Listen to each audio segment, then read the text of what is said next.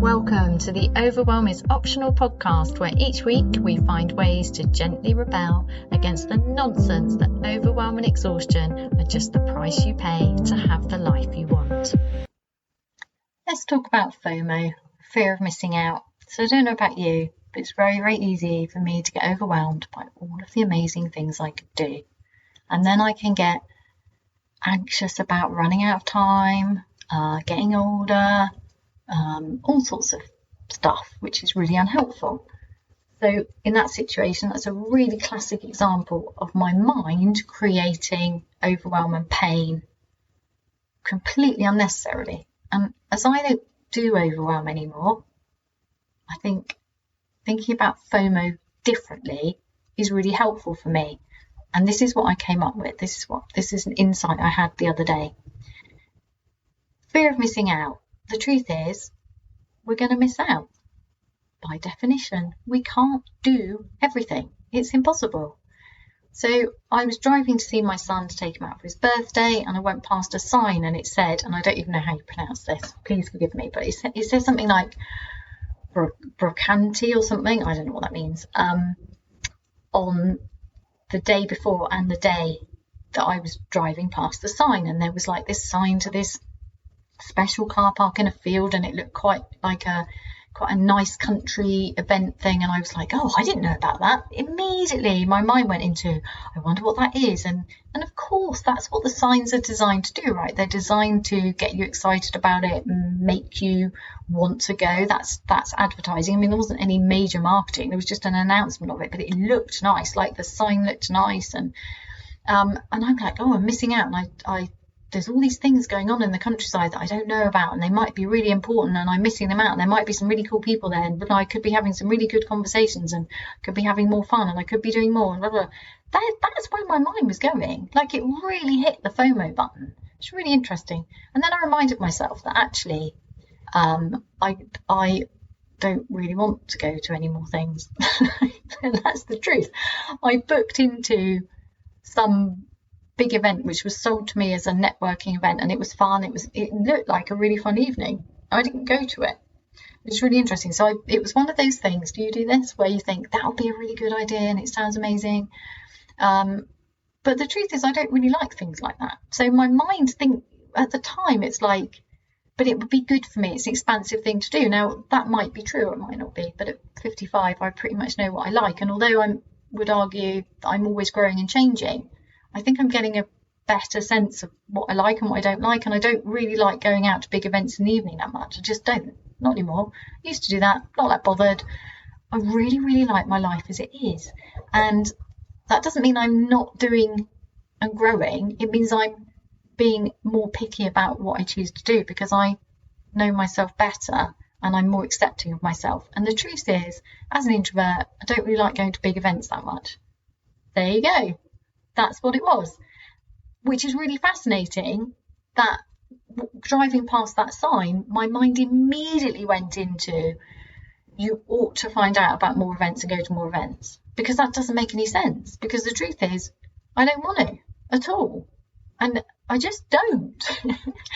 I already have such a rich life. And the more that I tune into my heart, into my body, get out of my head and let go of these expectations that I ought to be doing more things or going to more places or doing things other than the ones that I really, really want to do, the more I let go of that, the more freedom I find, the more joy I find in being myself, in accepting this is who I am at this point. Now, but I'm open to the fact that at some point I might really want to go to some of these things. That's okay. But right now, I'm getting so good at going, actually, no. And I think that the thing that we used last week, if you caught last week's episode, the hell yes technique, the hell yes and the no, not for now. It's not the brocanti thing, whatever, I don't even know how to say it. I don't care how you say it. I later drove past a poster which had pictures on it, and I think it was some sort of like country living interior design type thing. So I mean, it might be lovely, I don't know, although I can see how that would result in me and then going not just fear of missing out, but fear of not having the like very well interiorly designed house. Like, that's not going to make me happier. I like our home. Anyway, we're renovating. We're not really at a stage of buying settees and stuff. We're just not. So, fear of missing out. Let's think about a different way of thinking about it. You're always going to miss out. That's it. So once I reached that stage, I was like, so there's no fear about it because it's definitely going to happen. You're definitely going to miss it, like death and taxes, definitely going to happen. So we can now go death, taxes, and missing out. You're always going to be missing out because you cannot be in more than one place at a time. And if you're one of those people who's still trying to do absolutely everything and packing your life in so tightly that you have no space and no room to spontaneously do anything, or you fit in so many people during the day that you're almost planning to leave before you've arrived, or you're always late, or you're always letting people down, or it's hard to prioritize things and you're tired. Well, are you still going to everything? Is it worth it? I don't know. There are times in my life when I've just said yes to everything and had crazy years, and that's been fun. It's all a learning experience, isn't it? It's all what suits you now, what works for you. But if you have FOMO, overwhelm, exhaustion, trying to keep up, is this helpful to you? If it's not, obviously chuck it away. But I like this. I really like the idea of, I'm always going to have FOMO. Although, no, I'm not always going to fear of missing out. I'm always going to be missing out on something. Drop the fear. We don't do fear around here.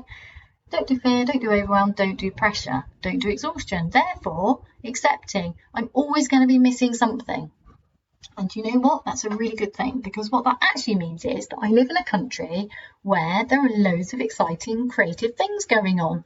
What a joy. So it's a gift. So there's masses of things I could do, but I'm only going to do some of those things, so they need to be a hell yes. And even then, there could be too many things. In fact, there's always going to be too many things, and that's good.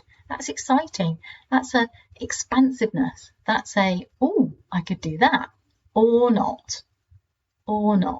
Because the truth is, while I like going and venturing into the world, particularly I hate it when we say into nature. That's really bugging me at the moment. It's different if you live in a city. Although the cities have got tons of birds and trees and foxes and stuff. So I don't like this going into nature as if we can exist outside of nature. That doesn't make any sense. Even if you live in concrete, like, stuff's going to grow, and it just does. And hopefully you're eating live plants. Otherwise, that's not great. But we're not separate from nature. I just be in my bonnet, that one. Anyway, for me, I love being outside, chatting to my plants every morning. I wander around my garden and appreciate all of the plants. I have my animals, so that's a big thing for me. I'm planning lots of trips actually, with some camping and going to beaches and walking, and yeah, that's what I like doing.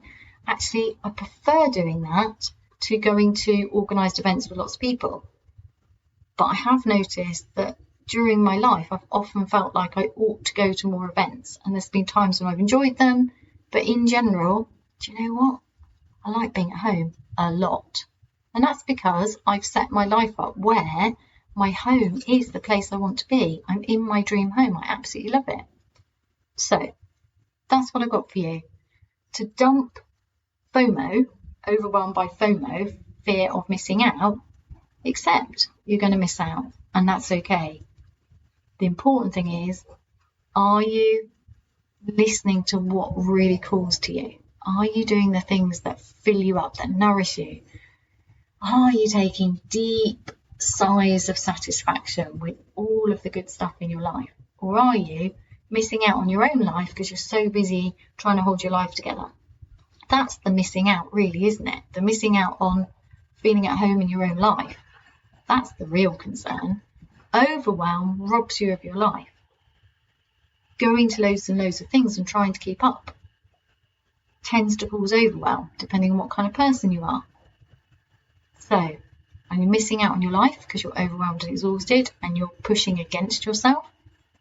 Or are you just missing out on things because the world is full of glorious opportunities? Either way, let's dump the fear and the overwhelm and the pressure and exhaustion. Have a great week.